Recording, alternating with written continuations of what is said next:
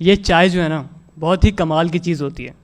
कुछ लोगों के दिन की शुरुआत, कुछ के दुकान में बैठी गपशप, कुछ के सुट्टे का साथी।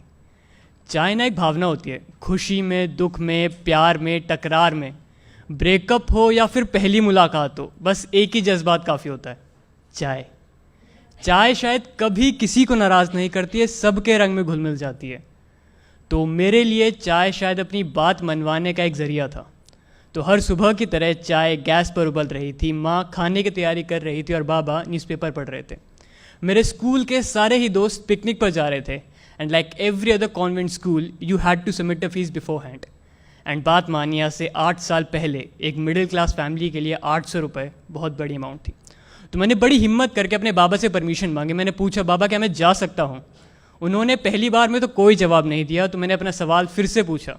इस बार उन्होंने न्यूज़पेपर हल्का सा नीचे करा, मुझे देखा और मना कर दिया। बाबा की आज तक कोई बात नहीं काटी थी, लेकिन उस दिन मैं अपने बचपने में ज़िद करने लगा। मैंने कहा, बाबा जाने दो ना, सब जा रहे हैं। उन्होंने गुस्से में कहा, मना कर दिया ना एक बार, समझ में नहीं आता। मैंने भी तैश में स्कूल बैग उठाया, साइकिल निकाली और फ़ौरन स्कूल चलाया। जब स्कूल पहुंचा तो देखा मेरे सारे फ्रेंड्स साइड में बैठ के प्लानिंग कर रहे थे और मैं बस ये सोच रहा था कि कैसे माँ बाप हैं यार, अपने बच्चे की खुशी नहीं देखी जाती। गुस्से में न जाने क्या क्या अनाप शनाप बोल रहा था।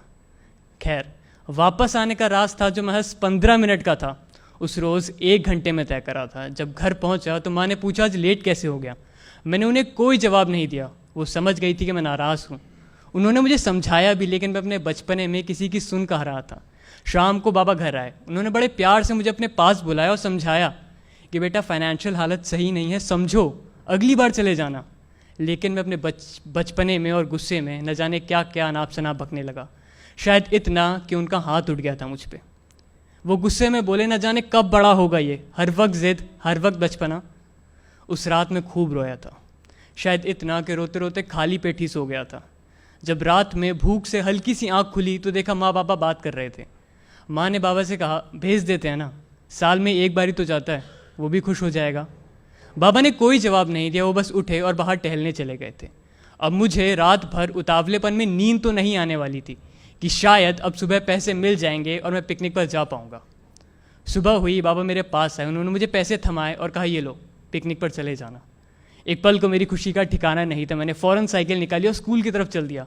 घर से थोड़ा दूर पहुंचा था कि याद आया, जो तावलेपन में लंच तो घर भूल गया है। वापस घर आया तो देखा माँ बाबा फिर से बात कर रहे थे। माँ ने बाबा से पूछा, पैसे कहाँ से आए? बाबा ने कोई जवाब नहीं दिया। माँ ने फ़ौरन बाबा की सूनी कलाई देखी और कहा, घड़ी बेच दी क्या? बाबा ने कहा, क्या फालतू की बातें कर रही हो, ऑफिस के लेट हो रहा है, खाना बांध दो। मैं अभी भी दरवाजे पर सुन्न खड़ा था, आंखों में आंसू लिए बस यही सोच रहा था कि सही में बाबा ने मेरी खुशी के लिए दादाजी की आखिरी निशानी भी बेच दी। क्या सही में मेरा सैर सपाटा उस घड़ी से ज़्यादा ज़रूरी था? खैर, मैं स्कूल आया वापस। अब पिकनिक पर जाने का मन नहीं था। वो पैसे स्कूल में जमा करने की हिम्मत नहीं थी। मेरे सारे फ्रेंड्स कह रहे थे, अविनाश चलना, चलते हैं, लेकिन अब बस जी सा नहीं था। वापस आने का रास्ता जो महज 15 मिनट का था, उस रोज़ फिर से 1 घंटे में तय करा। माँ ने पूछा, आज क्यों लेट है? उस रोज़ गुस्से में जवाब नहीं था और आज शर्म से। अगले दिन संडे था, मुझे पिकनिक पर जाना था। माँ ने सुबह जल्दी उठा दिया, कहता, उठ, पिकनिक पर नहीं जाना है। मैं सवेरे से ही आलस कर रहा था। आज चाय फिर गैस पर उबल रही थी, आज फिर कुछ बात करने का मन था। बाबा न्यूज़पेपर में मशगूल थे, जैसे कुछ हुआ ही ना हो। मैं उनके सामने बैठा। उन्होंने अपने पुराने अंदाज में न्यूज़पेपर हल्का सा नीचे करा, मुझे देखा और पूछा, नहीं जा रहा है क्या? मैंने फ़ौरन जेब में से एक डब्बा निकाला और उनकी तरफ आगे बढ़ाया। उन्होंने पूछा, इसमें क्या है? मैंने कहा, आप खुद देख लो। अब उनकी आंखों में भी हल्के हल्के से आंसू थे। वो घड़ी तो नहीं, लेकिन उससे कुछ मिलती जुलती घड़ी तो थी। वो अपने आंसू न्यूज़पेपर में छुपा रहे थे। इतने में माँ चाय लेके आई। उन्होंने सब देखा। माँ बाबा ने अपने पास बुलाया, गले से लगाया और कहा, आज हमारा बेटा बड़ा हो गया।